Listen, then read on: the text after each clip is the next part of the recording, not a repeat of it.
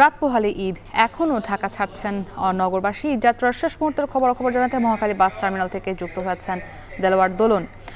দোলন, এবারের সড়কে ঈদযাত্রা তো অনেকটাই স্বস্তির হচ্ছে, তো শেষ মুহূর্তে কারা বাড়ি ফিরছেন এবং এই শেষ দিকে এসে ঈদযাত্রায় কোনো ভোগান্তির খবর রয়েছে কিনা?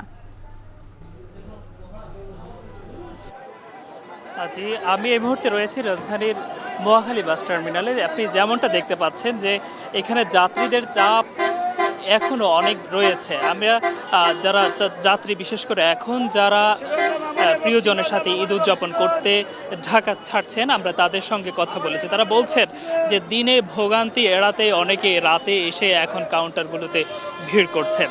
এছাড়াও আমরা অনেককে পেয়েছি যারা বলছিলেন যে আসলে ভোগান্তি এড়াতেই তারা যেমনটা এসেছিলেন, তবে এখন এসে কিছুটা ভোগান্তিতে তাদের পড়তে হচ্ছে।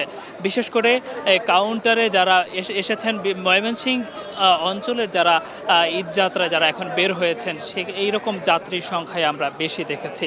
অন্যদিকে যাত্রী সাধারণ একটি অভিযোগ বারবারই করছেন যে তারা বলছেন এখনও কাউন্টারগুলোতে বিশেষ করে রুট ভিত্তিক 150 টাকা থেকে 200 টাকা পর্যন্ত বাড়তি ভাড়া আদায় করা হচ্ছে। আপনাকে জানিয়ে রাখতে চাই, মূলত মহাখালী আন্তজেলা বাস টার্মিনাল থেকে ময়মনসিংহ জেলা, টাঙ্গাইল, নেত্রকোনা, শেরপুর সহ ব্রাহ্মণবাড়িয়া, বগুড়া জেলা এবং সিরাজগঞ্জ জেলা সহ নওগাঁ, গাইবান্ধা, কিশোরগঞ্জ, রংপুর জেলার যাত্রীরা যাতায়াত করে থাকেন। তবে আমরা এখানে এসে এখন যেমনটা দেখছি যে বিশেষ করে ময়মনসিংহ অঞ্চলের যে যাত্রী সাধারণ যারা রয়েছেন তাদেরই চাপ বেশি। তবে আমরা যাত্রীদের সাথে কথা বলেছি, তারা বলছেন স্বস্তিদায়ক যাত্রার কারণেই তারা এত সময় ধরে, অর্থাৎ দীর্ঘ সময় অপেক্ষা করছেন।